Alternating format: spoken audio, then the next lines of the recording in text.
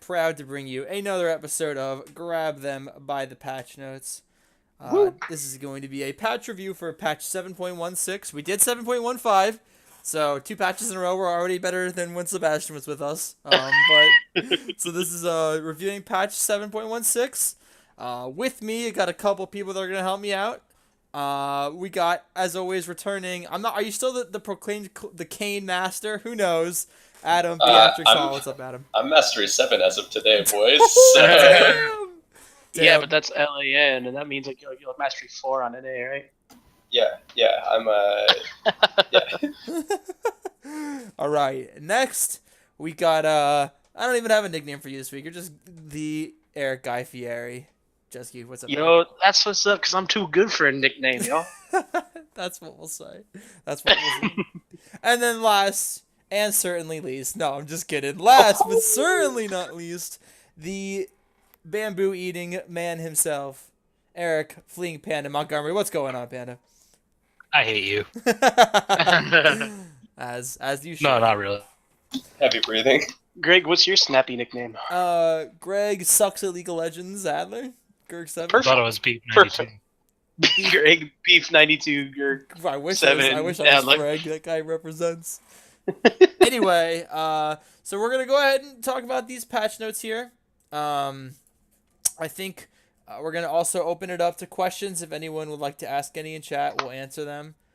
So I'll go ahead and get chat open so we can do that if necessary. Same. So I don't know if this is the one for Worlds, or I think there's still one more. There's Right? one more, but this is meant to kind of like edge out some things without making too many drastic changes, so that Worlds is a little more consistent. Yeah. They say in the beginning that it's aimed at balancing things for the World's balance, like the pro play. So this isn't set in stone though. This is just one before. Yeah. Okay. All right. Although I bet you most of these changes are going to stick. So like, if the champion's on here, unless like the change really, really drastically pushes them in the wrong direction, they probably won't be touched on the next patch. So this is like, they've probably got a list of the amount of problems that they need to take care of before Worlds, and this is probably half of it. Like, I'm cool with that. All right, so let's get right into it then. So starting off, I'm kind of surprised by this one, but additional nerfs to Caitlyn. Q deals less damage to targets beyond the first. W base damage decreased to early ranks ratio reduced. Basically, they just thought her early game was just ridiculous, and when someone stepped on a trap, it would crush them. Now, I think she was definitely stronger before, but they're just like, no, we're just gonna nerf her to the ground. I mean, that's a huge nerf. right, and I think there was some talk about this last nerf. The last nerf that she got was they cut her attack speed growth in half, right?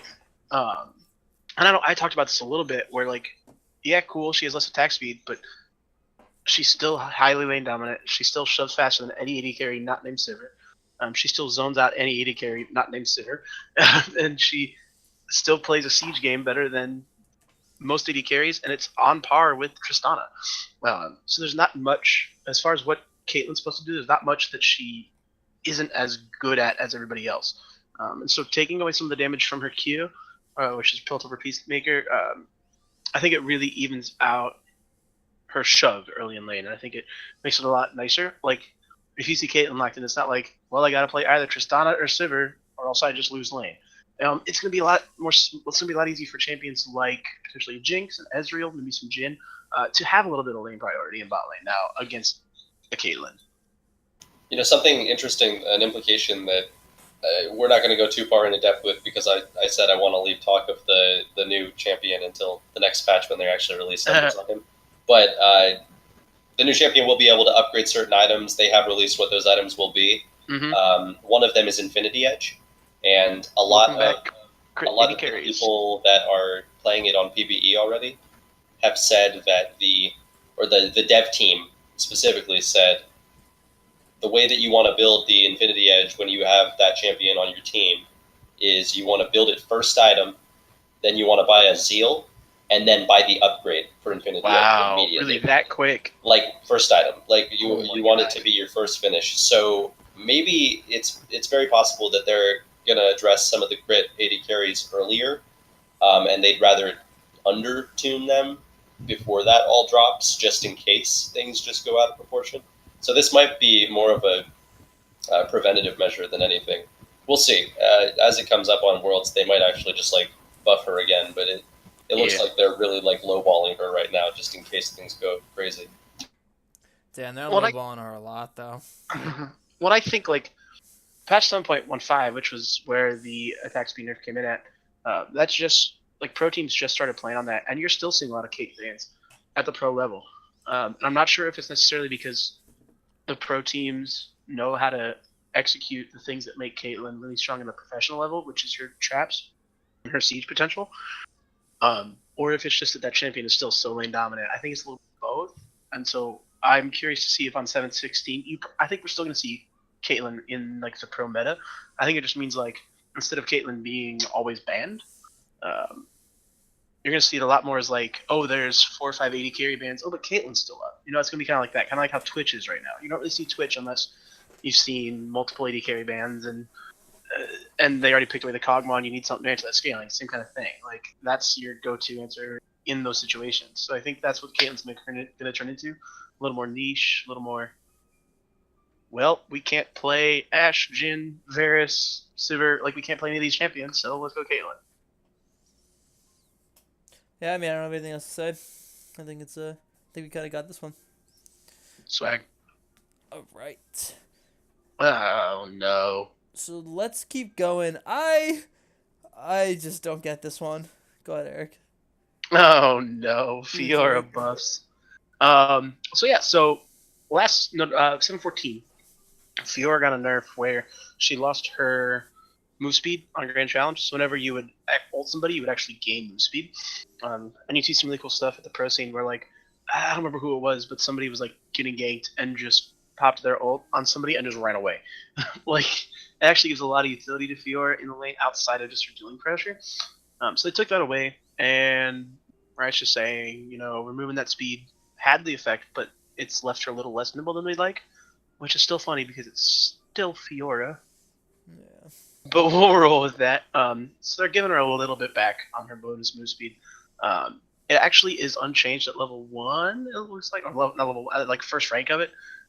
It's really mostly a late game change, which I think aligns actually pretty well with what Fiora should be.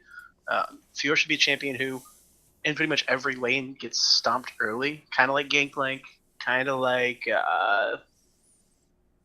Jinx along those lines. Same idea, somebody who scales really well. Really shouldn't lane very well. And Fiora, when she's a problem, she still laned really well against anybody who wasn't a direct hard counter. So I think this is still going to help her to not have the best early game, but scale into the late game monster that Fiora is known to be. I mean, I just don't want to see Fiora getting buffed ever at any point. I mean, I don't disagree with that, but I don't think it was necessary. I'll be honest, Fiora hasn't been a problem since 7.14 as far as like taking over games. Yeah, I mean, shit on enough Fiora is that to me, I can see what else comes in. I can't think of a meta where she's ever been a pro pick, has she? Oh yeah. Yeah. Because like she seems a lot more solo queue. When was Poppy reworked? Because when Poppy was reworked, we were seeing a shitload of Fiora. Like Huni, Haunter, Darshan was playing a lot of it. Like into Poppy? Well, then the Poppy was picked up as the counter to it, and that's the famous clip of Haunter on Poppy when Poppy was able to legitimately CC lock somebody for like 12 seconds. That's that clip of Haunter solo killing Huni's Fiora on Poppy. I think that was spring of 2016. But I do know like this new Fiora, this reworked Fiora, was huge at Worlds of 2015. Someday was playing it. Marin was playing it. Who's the other Korean top laner from that one? Smeb was playing it. You saw a lot of the LPL guys playing it. Like every top laner at Worlds in 2015 had to have this champion, kind of like gameplay. And so Fiora was seeing a lot of play there.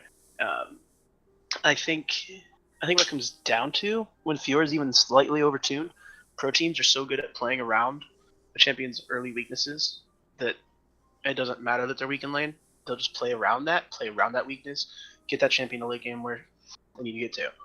Well, I like this change then because it's not a damage change. Yeah, It's a 100%. speed- It's a movement speed change, which it lets her stick better, but it's still a squishy duelist in a tank meta.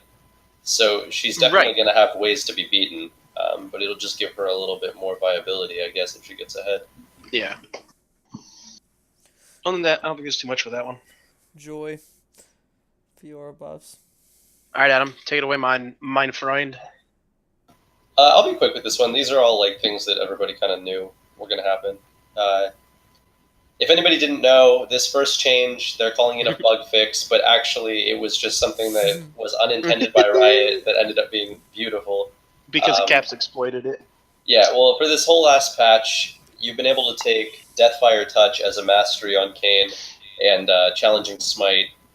I would still recommend Challenging Smite if you play him, but basically what it was doing was the difference between Deathfire Touch and not Deathfire Touch was if everybody knows, the way you evolve is you get orbs, and there is no like set number of orbs you get. It's just based on when you deal damage. So if you didn't have Deathfire Touch and you used a spell like W, you would get 1 orb.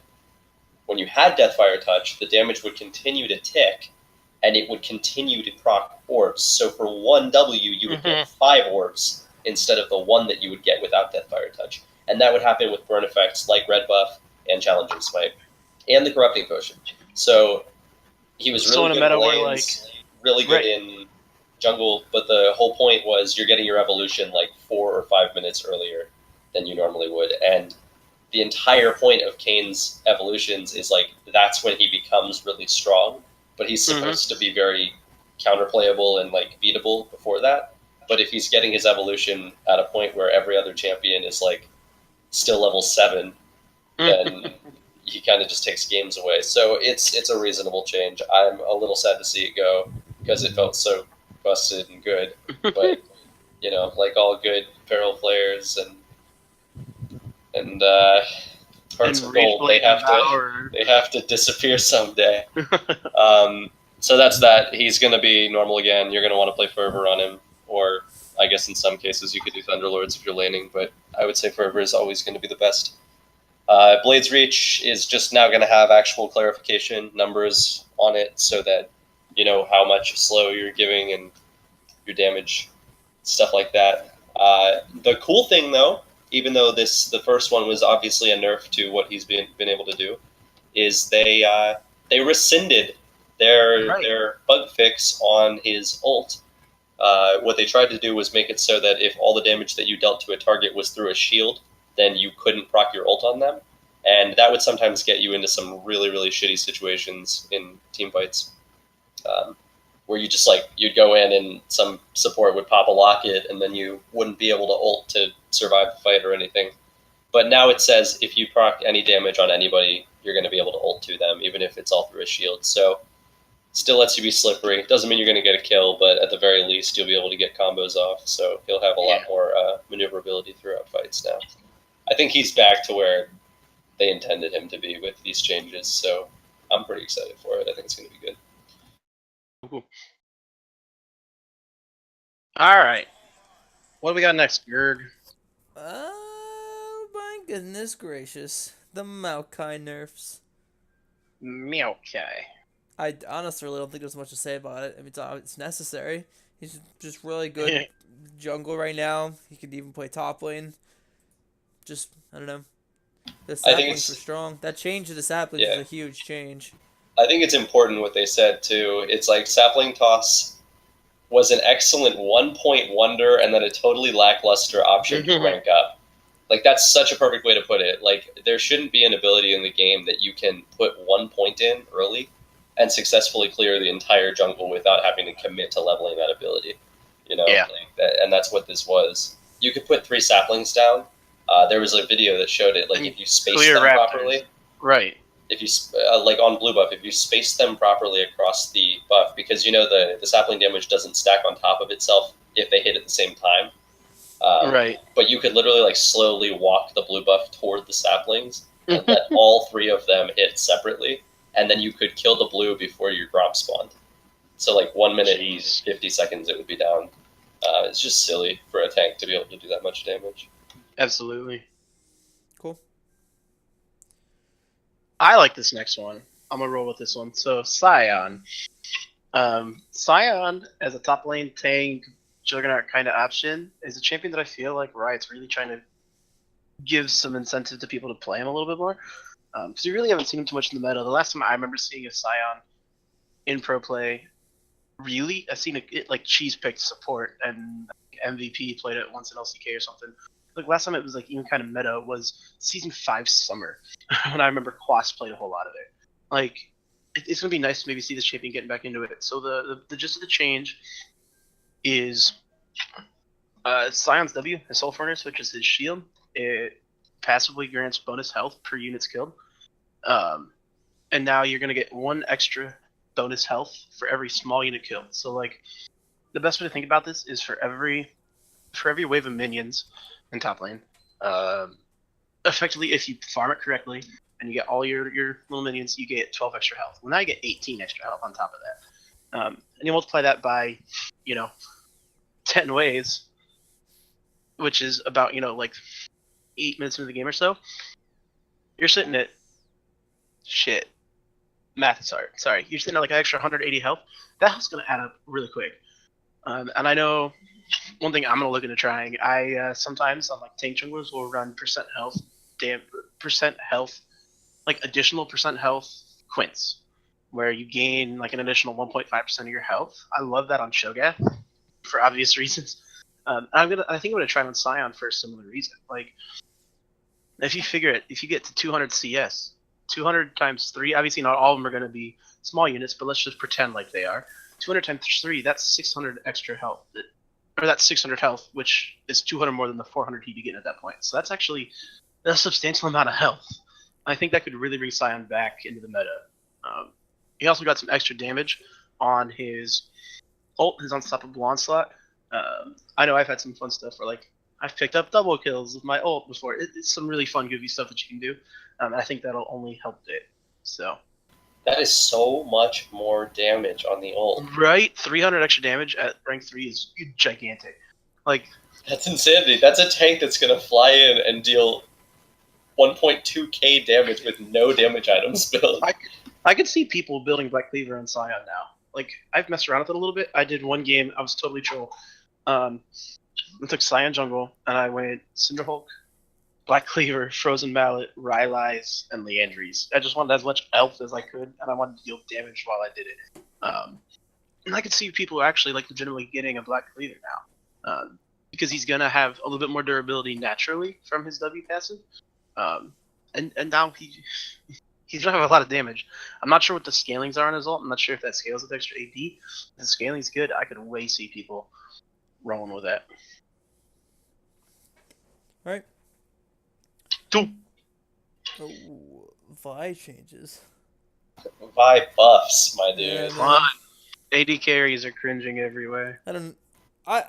So I'll just talk about it a little bit. So on the E, the E can no longer be stopped, which is pretty awesome. So if you cast it, it goes through. And then on the ulti, they just decrease the cooldown. And also, once again, it ends up a short distance behind your target. That's nice. Yeah, making sure really you get nice. that. But man, all around, some very, very, honestly, kind of big vibe buffs.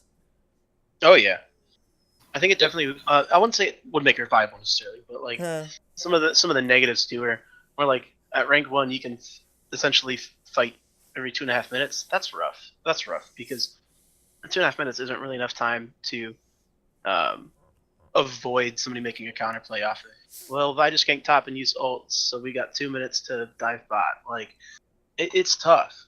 So, I kind of disagree with that. I think that Vi is inherently one of the strongest gankers in the game because the Q is such a long-range initiator. The ult is nice, but she's one of those junglers that you can be ganking with from like level 3 on. I'm not disagreeing with that by any means. But the biggest thing for me is just that like it doesn't even matter necessarily that the cooldown is lower. It's the ending up behind somebody again because now what this does basically is what people use Maokai's Twisted Advance for, where like you end up on the person and then you push them back toward your team with the Q. Now that she's behind people, she can immediately come in with the Q and push them back toward her team after she ults. So it's literally going to be either flash or you're dead. Does her E knock back also, or is it just her Q? No, it's the Q, but but she's going to be able to combo the E and the Q together at the same time within the same animation, basically. So you'll ult on, and then you'll Q whoever you ulted to. Okay, right. Almost like Lee kick 'em, sort of, but not as far. You can CC lock somebody way more reliably this way. I got you. And you're, like I said, either they have flash or they're dead, whoever you lock on to now. So it's pretty huge. This is going to be nuts. I think she's going to pop back into like the A tier of junglers again. Fun. All right. One-hit interaction with wards. I guess that's not really that big of a deal. Yeah, I mean, it's just all the champs that shit would happen with when this is wards. This is just introducing like the section where they're going to talk about the interactions. So basically, they're trying to make it fair, saying how like when Blitzcrank uses his Power Fist to clear a ward, or Leona, or any other champion with a targeted auto attack reset, right? When any of them use them, they're actually giving up a cooldown. So like if you look at like champs like Caitlyn or Kennen, those are the two that pop into my head. Take Caitlyn's headshot and Kennen's W passive proc. I don't remember the name of the ability, and I played the damn shit.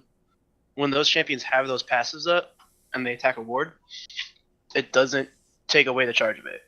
So it's just kind of streamlining across the board so that you don't have champs like losing out on something for combat where other champs are. Yeah, the same I'm just scrolling through the ones that got changed, and I'll just for the stream's sake. But I don't really think we need to talk about it unless you guys think we should. It's not going to change the gameplay like at all. It's just going to streamline it ultimately.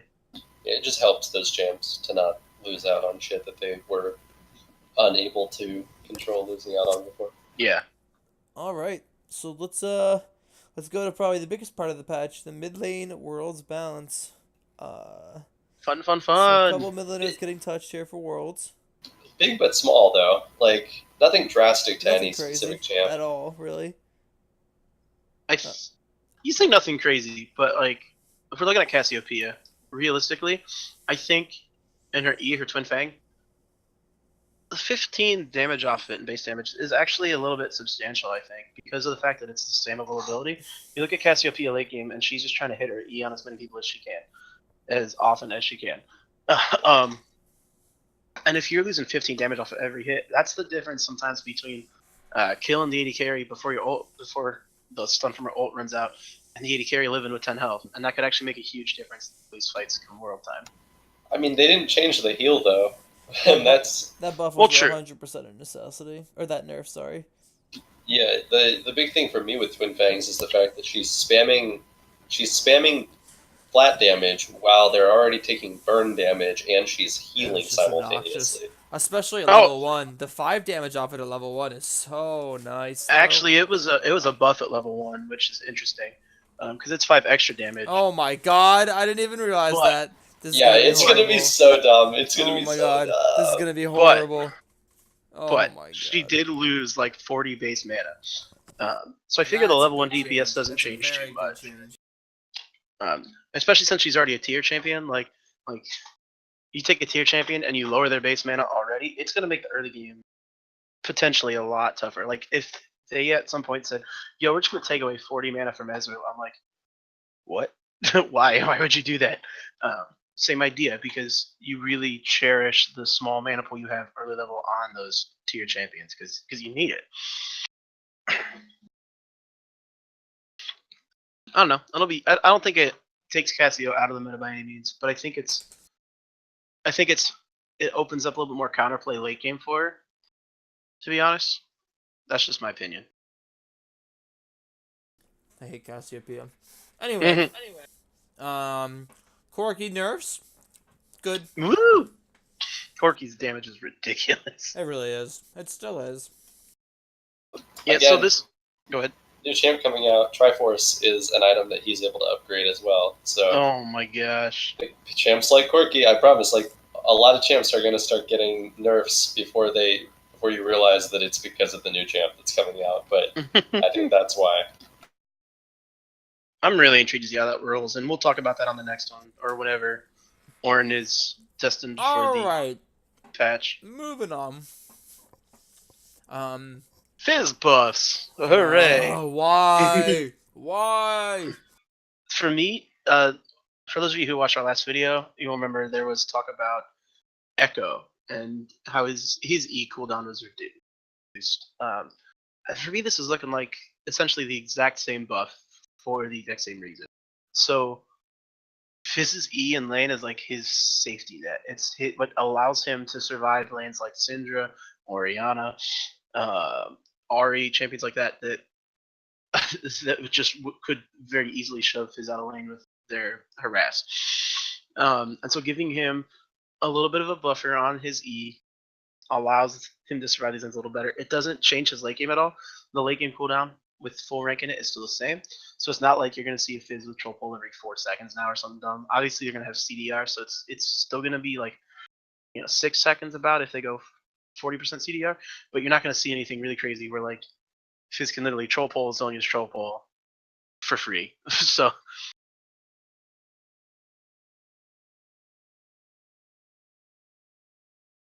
Not a necessary change. you don't think? Why not? I just don't see. In my opinion, the games where Fizz wins is he gets a kill like level 4 and then just steamrolls, or even he gets a kill level 6 and he just steamrolls. I mean, I feel like Fizz and kind of Diana's in that same role where level 6, if they land either of their ultimates on you, you're dead. No matter what, you are just dead. Even if they don't even have that much items. Like Fizz can only have a Sheen and just like 100 OU at level 6, no matter what. And now he's just gonna have his E on a cooldown, like that's even shorter. I just don't think it's necessary. I don't know. Fair. I mean, I see what you're saying, ish, but it's still the same cooldown at max rank.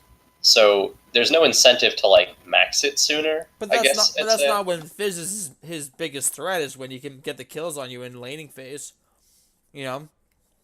Right. I don't know. I don't see this change really doing that much to him. It's obviously a buff, but like I don't. Yeah, I see that's what I'm saying. It wasn't really necessary. It's not Right. really doing anything. He's gonna be the same, but. Oh, well. Yeah, it's not like they're putting like power from one of his abilities into another one and like weakening something else or anything. Yeah, but, yeah. Which I think is what they eventually need to do with him, but that's a whole other thing. Right. I think a change like that would be too big to tackle before Worlds because there would be a whole another host of balance changes that need to go into that.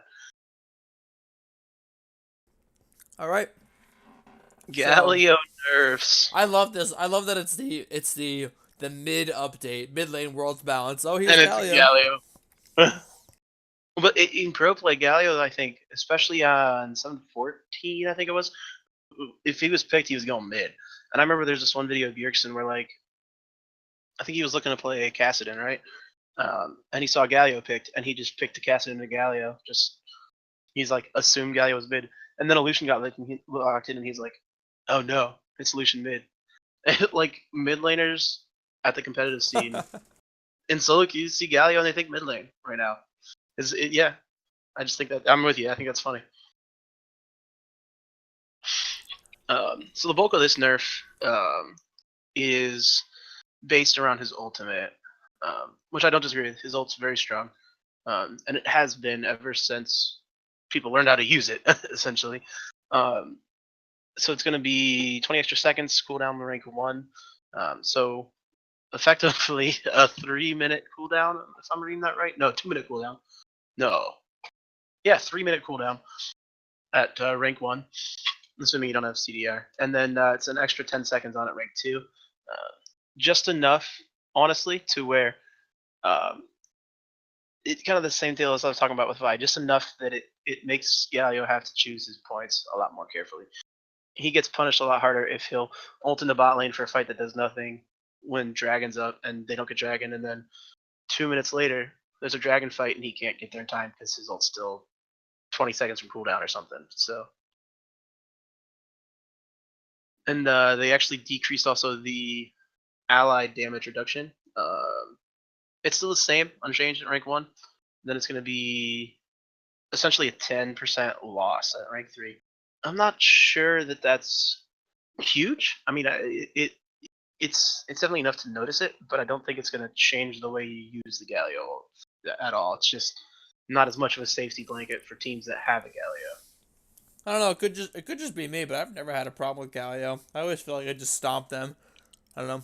I guess it's just one of those champions I always feel like is predictable in what he does, but he does it so well that if he does it on you once, you're pretty screwed.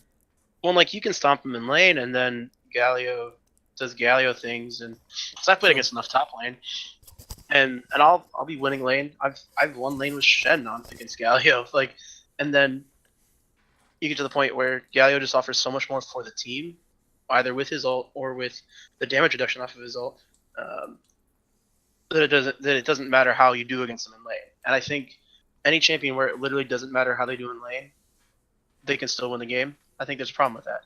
If a champion's getting smashed in lane, they need to pay that price, and Galio right now doesn't pay that price. All right. Next. Cool.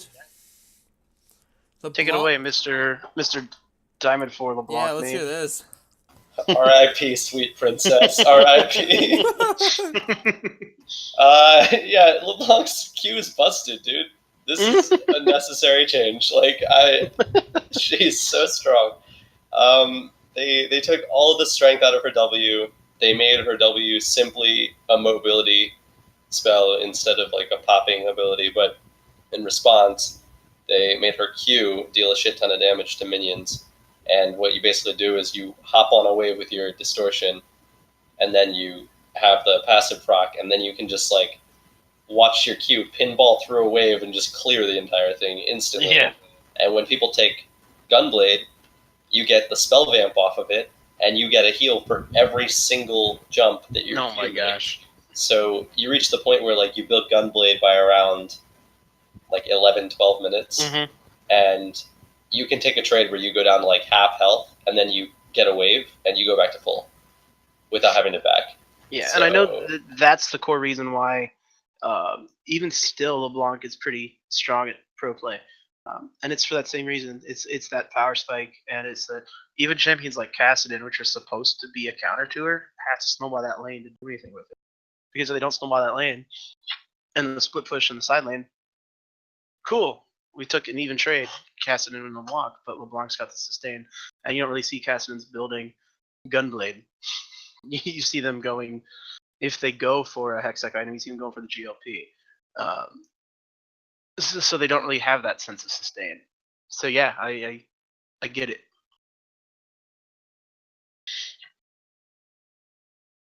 Cool. All right. I'll go ahead and get this next one here. So Orianna nerfs overall. First off, yay! No. First off, W. 100% yay, dude. Yeah, it's not that bad. So the W base damage decreased, which is nice. Buffer range with Q decreased. That's interesting. I didn't even realize that. That kind of sucks. Hold on, I need to read this. There's a lot of this, and I didn't actually read through this. It's all nerfs. Yeah. And then the E shield decrease as well. That's just I feel like that's just hitting a lot. Well, first off, the W nerf is obviously hitting the early game. I mean, QW Thunderlord's burst is so strong, and you can just lane people so hard with it. Yeah, E damage is unchanged. But buffer range with Q decrease, that really sucks. I like that. So explain that to me, because I'm curious what that actually entails. So like, when you throw your Q and you use a W, it would use it right away, but now it's going to decrease the range at which it'll do that. Oh, it would use it right away, like once it arrives to its spot, you mean? Right. Really quickly, I didn't even realize, Sebastian asked a question back on the LeBlanc change. He said, why not just nerf the Hextech Gunblade instead of LeBlanc? Can I quickly answer that? Yeah. Yeah, of course. A legit thing for that. I think specifically because there aren't enough champions that can make good use of Gunblade right now within the meta. There just aren't a lot of champions that can logically build that item that wouldn't build such a niche item. Yeah, like that's the thing, because of the way that the Hextech passives work, you have to only build one item, so it's like either Protobelt or it's the Frost one that I'm forgetting the name of. GLP numbers. Yeah, it's that one or it's the Gunblade. Yeah, Cat builds it, LeBlanc builds it, but Akali builds it. But other than them, and then I guess on some niche like Jax builds that still exist, you could argue that it's worth building. But yeah, I don't think you should nerf an item when it's only really like 4 champions that benefit from it, especially because it is so core to their playstyle. I think it's better to like touch on the individual champs. That's my mentality, at least. I think that's like where they're going with it. And while I don't disagree that I think Gunblade as an item is actually fairly strong right now. Like realistically, I think the slow kiss is really strong. The damage skill is really strong. I don't think it's so strong that you can't counterplay it on most champs. So I don't see it necessarily being a problem on Katarina, on Akali, even on Jax, because it is also a very squishy item. You're not getting like any tank stats with it. So if a Jax builds it, he's going to be squishier than if he goes Triforce into like a Randuin's or Triforce into Frozen Mallet. Like, yeah, I think that's a good way to close out that thought. I think that the nerf to Gunblade was when they came out with that entire thing where like Hextech items don't share or don't have unique abilities. Like you can't use or I'm sorry, they have a global cooldown on their active abilities. So you can build multiple of them, but like if you build Proto Belt and Gunblade and you Proto Belt, you lose the Gunblade active. Yeah, you have to choose what you're going to use in the middle of a fight. So it's essentially not worth using another item slot on a second Hextech item. Unless, there's no logical reason. It'd be cool for some like next level plays though. Yeah, like if you just had like a moment where you're like, "Oh shit, I need the Proto Belt this time." Like, got a blast, dude. Like, get out of here. You would be made fun of until the one time it worked, and then you'd be a legend. Talk about having to micromanage a team fight. Holy shit. All right. Syndra. Just looks like a little bit of a nerf and then a little bit of a buff. More of a nerf, I'd say, since Q is such an incentive for Kid. And it's a lower cooldown than her E. So Dark Sphere is going to be nerfed with the AP ratio a little bit. And Scatter of the Week's going to be a little bit of an increase in the AP ratio. And they're all skill shots, so it's hard to say like this changes the skill cap of Syndra at all. Because the Q's still a skill shot. Her entire freaking kit, other than her R, is a skill shot. But I think with the Q being so spammable, it's very easy for Syndra. Not very easy. It's easy for Syndra to sometimes just finish a kill off with her Q. Maybe now that Q doesn't deal enough damage, and you gotta hit the E and land the ball with it, and it takes a little bit more skill in that way. So I can see it. I know the reasoning here listed was for someone with such high burst potential, she deals too much sustained damage. Which I guess is tying back into like the idea that the Q is really spammable deals. And when you have more damage than that, it's like you're a DOT made, and that's not what she was designed for. So I can see it. Makes sense. Well, wait. What is it? Okay, so you're maxing Q. Usually on mages, you got some type of CDR in your runes, or in your masteries at least, like a little bit of something here or there. Right. And usually on Syndra, what your first item, you'd still probably build Morello, right? Absolutely. Yeah. Which is 20%, right? Yeah, 20% CDR, and the Morello is going to give you roughly, with the regular AP runes and masteries right now, around like 116 AP, give or take, by the time you finish it. Maybe a little more, maybe a little less. So, right. So with the previous ratio, you're talking like having a spammable ability, like on a 3 to 4 second cooldown, that was dealing around like 140 damage, 150 damage or more. And then you could combo it to get the Thunderbolts proc. Yeah, it was just too strong. Oh, you're just jealous. Oh, you're right. So right. Yeah, you're right. why can't my Q deal so much damage? Why can't I insta elite and AD carry without hitting any skill shots? You guys Kanal. Hey, the champions I play, I gotta hit my skill shots to kill an AD carry. All right. Next, Taliyah, mana cost increased on her Q. Basically makes it so she can't just poke people all the time. I mean, I think that's pretty good. Actually, I have never actually had a problem with Taliyah's though. What? I don't think it's enough. I think Taliyah's still too safe. I've never had a problem with like Taliyah because at all. her Q deals so much damage, and yeah, you increase the mana cost a little bit, but Do you She's play building- against good Taliyah players? I mean, it's a high mana cost increase at rank 5. Like, what it's basically saying is if you max it first, which you still have to, then you're paying 30 extra mana every time you use it. And then you have to count on top of that the worked ground. So, like, you can Yeah. only use that ability so many times within a lane before it becomes, like, inefficient. I mean, for me, I think the damage is overbearing about it. It's if you get hit with her Q, even just a little bit of it, halfway into the game, it's a huge chunk of damage. Especially since Taliyahs are building. But I mean, do you guys really play Leanders. against that many Taliyahs in your rank games? Like, I feel like She's- this, played against I feel like Taliyahs. this literally just has to be for pro play. I played She- against some Taliyahs at Stomp games. She's like, a much better high elo pick. Like, you see a lot of, like, Talia 1 tricks up in the diamond ranks and higher. I see, like, the challenger ladder is full of them. So, I don't know. She's one of those, like, heavy micro champions that I think there are a lot of people that kind of mastered, like, a Seer, and they're just, like, Yeah. solo queue with them. the only thing I will say with regards to it, this combined with the Twisted Fate buff, albeit it wasn't a huge buff, from last split, kind of like saying how I don't think this is necessarily a huge nerf. Talia and Twisted Fate generally fill about the same void at the competitive level, where it's a champion that has decent wave clear, can push their lane, and then go roam bot and pick up kills. And I think when you have a team that's wanting somebody to play around that, I think a good example of it is when Pyrian was playing for Envy.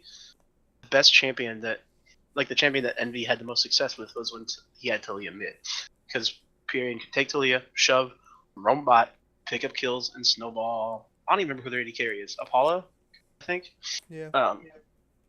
And I think maybe with this nerf, even if it's not a huge nerf, combined with the TF buff, even though it's not a huge buff, I think it lowers the gap between those champions, so that now, if you're a mid laner who wants to play a style where, okay, I'm just going to go snowball my bot lane, you got a little bit more options. And it's not like a team can just ban out Talia and, okay, what am I going to do for that now?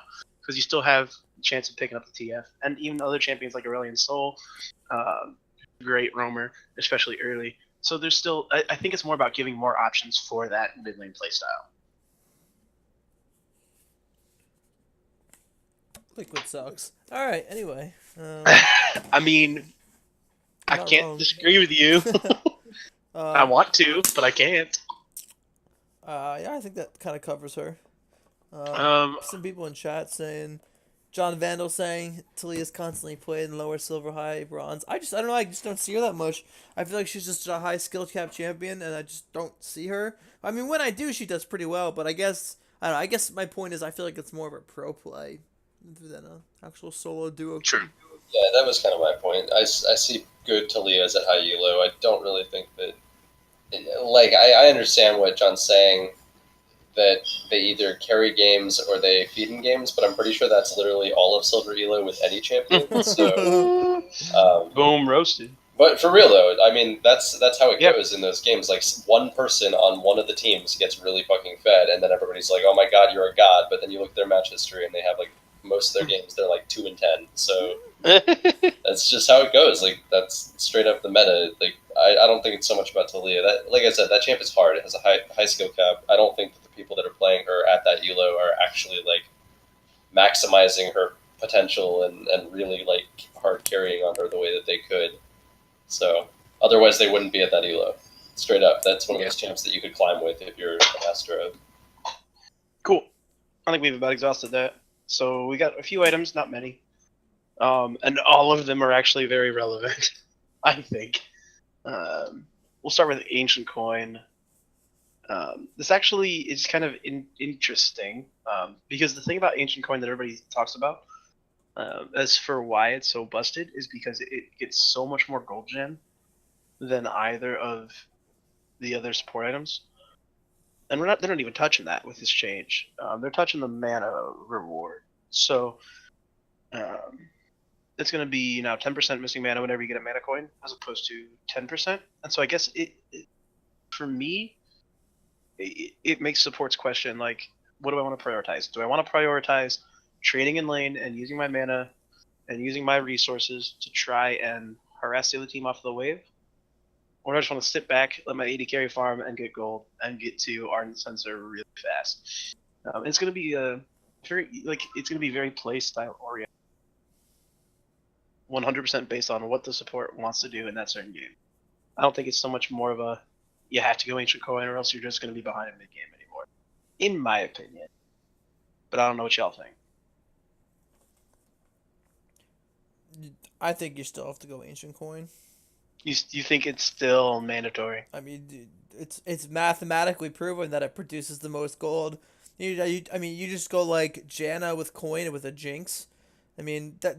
Well, I think the reason you have to go it is because Ardent Censer is also pretty broken right now. It's just the combination of them. You can just play like a Peely long range support and just play really safe in lane, and then when you get to mid to late game, you're just so far ahead, and you have an Ardent Censer that it doesn't matter. Like you just can protect everybody. I think it's heavily dependent on your ADC's ability to shove the lane, though. Because if you can't actually step up and grab the coins, then it's just a bait. Yeah, true. True. And the counter I'm going to give to that, and this is the other I was talking about, was like, you look at champions who even used Ancient Coin before it was really strong. You look at champions like Soraka, you look at champions like Janna, sometimes a Sona, champions who literally just want to sit on top of their AD carry and let them farm. And heal them and let them be full health the entire time. And what it's saying here, and it's kind of what I'm getting at, is it makes it a little bit tougher on them to just do that because of the same mana pool. And so if you're, I don't know, Jhin Janna as a bot lane per se, and you're against, what's a good example? Like Lucian Leona, for example. Leona is somebody who's going to build Relic Shield, and Lucian's going to be somebody who's going to be aggressive in lane. If you're in that lane, and as a Janna, you can successfully disengage the times where the Janna Leona tries to harass you, sure, fine, you do great with it. But if you can't, you're going to give up so much more in combat stats than you get in gold. Because you're gonna potentially allow Lucian to snowball out of control in the game.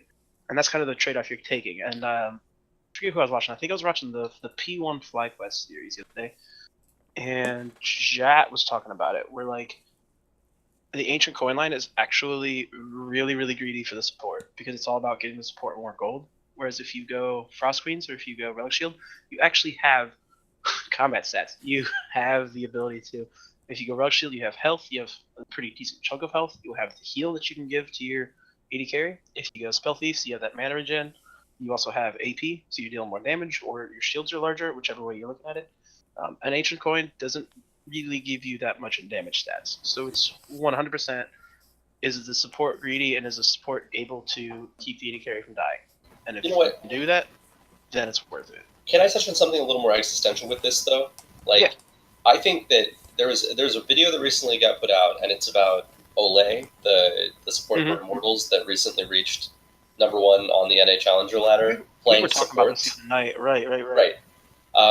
Something key about that video, and I think it's going to become like super apparent for a very, very, very long time in League of Legends, to the point where it's almost like a rule that I don't think is going to stay a rule much longer after people realize this is the case, at least with the way that gold distribution works right now, is like, it is more important for the support to pick up the first couple of kills in the lane than it is for the AD carry in terms of item spikes. Because the support needs that gold, and if they get their items fast, then they can totally overpower the lane, whereas the AD carry is always going to have that consistent gold generation of getting all the CS.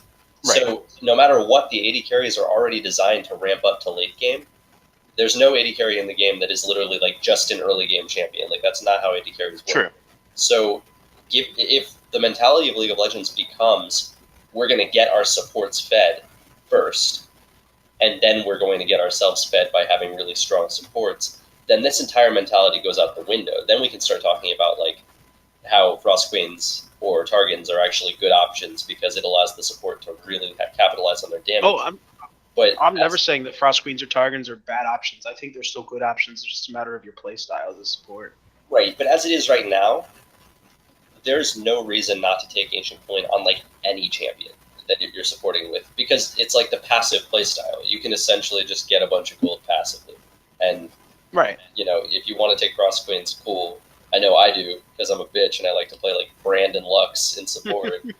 But, you know, in general, this is going to be a ridiculous item. And just to mention it one time without actually going really into it, as I've already said, I think the new champion is going to be a really good support. And imagine if you can take Ancient Coin on him and then never have to back, and you can just like be generating fucking gold and buying items. Like, that's silly. We're gonna have so much fun when we talk about this new champion. No, I know. Actually, you could just take him top lane and do the same thing, pretty much. Panda, we'll get to that. It's probably going to have to be its own separate video, not a patch note, honestly, because he has a lot of applications. We could talk for an hour on him alone. But yeah, anyway, I think that the mentality of support in bot lane is going to have to change. Rather, the mentality of the AD carry that you play with is going to have to change, and I think that putting a heavier focus on giving a large amount of early gold to the support is really going to help win games for people when they realize just how important that is. It's going to be pretty clear that the game has to change. Yay, give me gold. Panda, you already take every kill as a support. My kills. I don't want to hear it. Yeah, and it usually works. Does it? No, I'm just kidding. This is a total tangent, and if you guys don't want to talk about it, that's fine. We were talking about like bot lane meta and support meta. One of the things I was really intrigued at, FlyQuest was doing this in the last series, was the evolution of summoner spells in the bot lane, where you see the support running heal, and you see the AD carry running either like cleanse or exhaust, and going with not cleanse or exhaust, cleanse or barrier, and kind of foregoing the exhaust. And I think I'm not sure if it's something that's because of Ardent Sensor, where like if you're a support and you have heal, that's just another way to proc your Ardent Sensor, or if it's along the same lines where the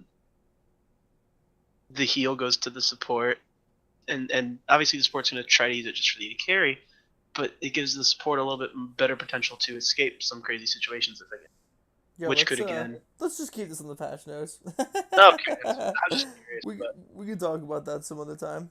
I think the core concept is just that it's passive easy gold. The coin is. All right, cool. Good talk. Next up, Cinderhole. So actually, this one kind of obsessed me. So it's stupid as fuck. I just it's so stupid. Alright, so the main reason this obsessed me is I always feel like Riot just doesn't like tank junglers. Like, every time tank junglers start to get back in meta, Riot's like, no. You're not gonna be meta again. We're gonna nerf you. Like, why? I didn't think they were in a bad place. I thought it was great. You saw so much more variety. There were so many more champions. All right. I'm gonna counter that right now, and you're gonna know. Like, I love tanks. I play tanks. I enjoy them. I'm good at them. I see what they do. But when the meta is pick 3 tanks and ARAM mid, that's fucking boring. That's stupid. There's no macro play there. It's let's hope that we can kill your tanks before you can kill our tanks. I think there's pretty much no incentive. You look at Mike Young, you'll see a guy who's known for his Elise and his Nidalee. Mike Young was playing fucking Gragas in their match of the week with Nidalee and Elise both open. There's no reason that Mike Young should feel like he can't play those picks, and he legitimately feel like he can't play those picks because what are they gonna do? What is Nidalee or Elise gonna do in the tanks? Literally nothing. Wait. Maybe get a little bit ahead in the jungle if she can get a bit of invade off, but that's not enough. Can I just pull this back to why this change is just fucking useless and stupid? This is pointless. This is literally pointless. It's focused on the part of this that doesn't even matter. Like, you're going to stack an extra gold cost onto an item. 75 gold, to be clear. Like, it's not even a minion. Not even a full camp. Not even a full camp. They're saying it's an extra camp, but it's not even a full camp. And you're already talking about Cinderhole junglers, where the strategy is you're going to get 900 gold and back and get Bomby Cinder, so that you have the extra clear in the jungle. So what the fuck are you stopping? Like, they're like, oh, so that the tank junglers will have to clear 1 extra camp, which should give everybody else enough time to get acclimated. It's like, I'm sorry, are you going to be any more prepared for my gank when I go from Gromp to Wolves than you would be if I went to Gromp and then ganked you? Like, what are you talking about? I'm trying to like make my point here a little bit. I get what. I guess my point with the original one was that, Greg was saying like tank junglers are so great. I just think there's too many tanks right now, and maybe that's not necessarily a jungle problem. Maybe it's a problem in other lanes as well. But I think the idea behind this, I think, is good. But I don't necessarily disagree with you that I don't think it does it where it was. I think if you want to change this and you want to make it that way, add that cost onto Bomb and Cinder, and say we're going to add 75 costs to Bomb and Cinder, make it 975 instead of 900. Then maybe it makes a little bit more sense. Because I know, like, if I'm playing Nunu, shocker, I play Nunu. My goal on my first clear is to have level 4 and like 1100 gold before it back, because then I can get the Bomby Cinder, I can get a pink ward, and then I can get a pot if I need or something like that. Like then I have the gold to get the extra stuff I need on top of Bomby Cinder. But if you make that the extra 75 gold, maybe Sunbacks, I don't have enough to get the pink. What they need to do straight up is they need to reduce the ticking damage on the Bomby Cinder and the Cinderhulk again. The increase to the damage was completely unnecessary. It was already clearing really fast. It was efficient. It was tanky. The trouble with that I don't trouble use an auto attack on minions in the jungle. Like, I can just run them. The trouble with doing that, if you take a champion that is potentially a Sunfire Cape champion like top lane, and you take away that, I don't think Sunfire and Bomby Cinder is busted in top lane. I actually think it's underpowered in top lane. And so if you take and you nerf Bomby Cinder because tank junglers are clearing too well, what are you going to do about the Sunfire Cape users top lane? Champions like Shen, champions like Mundo. You know, what are you going to do about those? Because I don't think that Sunfire Cape is even strong in top lane. But Bomby Cinder with Cinderhulk is really strong in the jungle. And so maybe specifically make it so that the Smite version of the item has different numbers than the Sunfire. And see, that feels weird to me, though, because it's the same item as Bomby Cinder. If I buy Bomby Cinder, I should get the same thing whether I'm playing jungle or whether I'm playing top. I should get the same thing out of that item. Right, you get the same thing from Bomby Cinder, but then when you upgrade to Cinderhulk and you upgrade to Sunfire, the Sunfire does more ticking damage, and you get the benefits of the max bonus health and all the stuff from Cinderhulk that come with clearing the jungle. I agree with Adam. It's dumb. I could see that going. I guess the whole point I was making was that I don't necessarily think the nerf is a bad idea, but I can see where this one seems kind of silly because it doesn't necessarily solve the problem.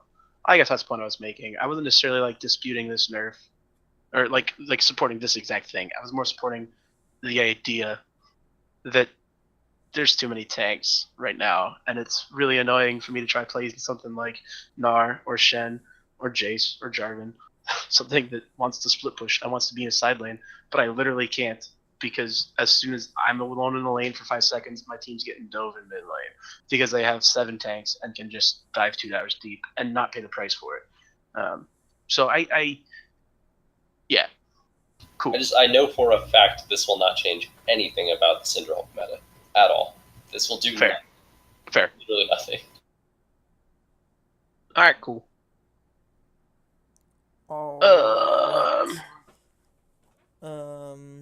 Sebastian just said in chat, FlyQuest? I'm out. Do you not know that FlyQuest is a team right now? My dude. John, ride, Salugo, jungle, echo. What's in their home? Slow it down, baby. Agreed. Vision ping, pretty cool. I'm glad. I was thinking about it. Which one, if you had to replace one on the wheel, which one would you replace? I said danger because like you could just use the V, the warning one. It's the same idea essentially. If I had to replace one, the retreat one, yeah. Missing. It would be the help me one so that people stop spamming it. Oh, that's true. I don't know. That gets people to group up. Honestly, I use all of them fairly regularly. I'm thinking with Craig. I think it'd be the danger one. You just ping them like to run away. They'll figure it out. Right, add a 5th spoke to the wheel, like. Well, that's too. That's too much effort, Adam. Make it a pie, dude. But like, if my enemy spoke, laner, why not just add a 6th? If my enemy laner goes Mia, I'll ping like 7 times ? And if I'm on the way somewhere, I'll ping like 7 times there. So like, I use them all, and I use them all pretty regularly. So I don't know. I can't say I would get rid of any of them. All right. Skin splash portraits. That's cool. I'm happy. Things affected every single skin. I'm excited for that. I think that's going to be awesome. to be able to see like.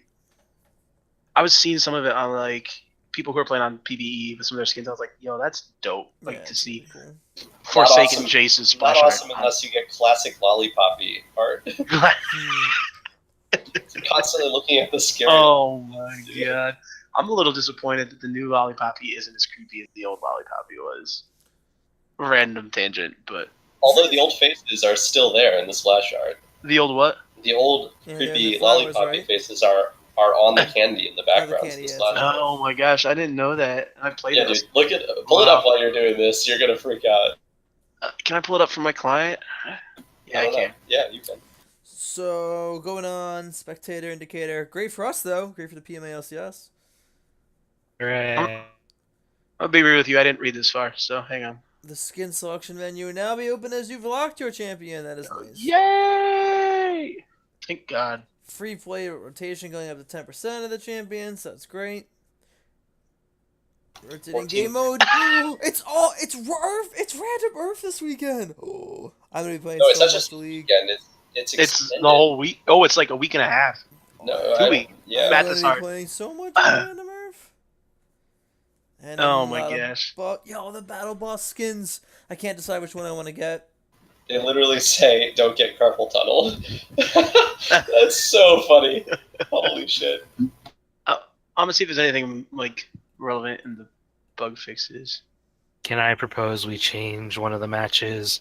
Instead of it being a regular Summoner's Rift, we turn it into an Earth game, Oh my gosh. please. Yeah, the All-Star match. The All-Star match should be on Aerith. Are we gonna be doing All Stars by then? No. All right. We could. We could make it heaven. I think that's about it for us here. Oh, wait. Really important bug fixes, guys. Really important bug fix that I wanted to bring up. Bible Thump. Poro Rider Sejuani's baby Poro runs over to Bristle after she dies and cries next to her. Oh no! That's gonna be almost as sad as when you're playing Tristana with Dragon Trader Tristana and you die. And the I forget the name of the dragon. Wriggle, dude. It's Wriggle. Wriggle. Fuck me, why didn't I remember that? And Wriggle just like and just comes over to Tristana and is like all sad. Like that's one of the saddest things in League. Equally important, Master Chef Tom Kench once again holds his knife and fork properly during all animations like a true Southern gentleman. Yo, as the resident kitchen expert on the group, I'm ashamed I great. didn't catch that one. I was really excited to get to this point of the patch notes if you guys couldn't tell. I was super I love stoked. Yo, actually, one of the new skins coming in is Lancer Zero Hecarim, and I actually think that skin looks dope. I've heard mixed reactions, but like, Oh crap! I think it looks really My good. bad. It looks like they thought that Hecarim was at one point going to be the victorious skin for end of season, and then Riot was like, "Nah, dude, let's forget that shit. Release it as a 10 gem skin." Dude, I think it looks really good. Like, it looks really sleek, and it's a skin design that like nobody else really has. Nobody else really has this color scheme behind it. Nobody else really has this artwork behind it. So I think it's really cool. I'd definitely rather get that Hecarim skin than any of the new battle boss skins. They're all horrible. But anyway, I wasn't saying that it was better than. I know. I'm just being a dick. How are you going to release that Hecarim skin when you're about to release Pack Sivert for 10 gems with new colors? Wait, they're releasing Pack Sivir? It's going to be called Neo 10 Pack gems? Sivert, and it's going to have different Bruh, I colors. need that skin. And yeah, I it's don't give a 10 shit. I gems. need that skin. Oh no. Oh Where'd you It's see gonna no. be that? Is that amazing. today? It's on the homepage of the client. Oh, Oh no. I need that Yeah. skin so bad. Pull it up on the page. I can't. I don't have my league line open. Unfortunately. Isn't like the League of Legends page, you mean? Or on like the client? All right. Well, anyway, I think this about wraps it up here. I don't think we need to do individual goodbyes. I think I'll just say goodbye for all of us. I think that'll. No. Come play Earth. Play Earth. Is it up right now? No, it's not up till later. Panda, you troll. I think it's up Friday. Anyway. Here, I'm posting a picture to, or a link to the picture in the chat. All right, that works. I'll put it on my screen when you put it in there. Oh, yo, is that just a new skin? No, it's literally PAX Silver, but they changed the colors, and then they're gonna give all the people that had original PAX Silver like special loading screen player and shit. Oh, that's cool as hell. This looks so good. I have to have this skin. Yo, that booty though. Yeah, dude, I've been waiting for something to use the 10 gems on that actually matters. And that the capsule that they're showing, by the way, is they're releasing special epic capsules for the time period that PAX Silver is available. And it's sure it wasn't Epic Hack? Yeah, it's definitely not Epic Hack. I would know. I'd be gagging right now. But these capsules are going to contain 3 skin shards, and at least one of them is going to be an epic skin shard, and this silver skin can be obtained through those by random chance. I would die. Gift me Neopets Silver, please. It's also a 10 gem skin. I will forever be your friend. I don't even think it's possible, but I don't care. I want it. I want it now. And yeah, it is being given away in grab bags at PAX West. So who's going to PAX West and getting me that skin code? Wait, where is PAX West? Let me look. Probably Los Angeles, Anaheim.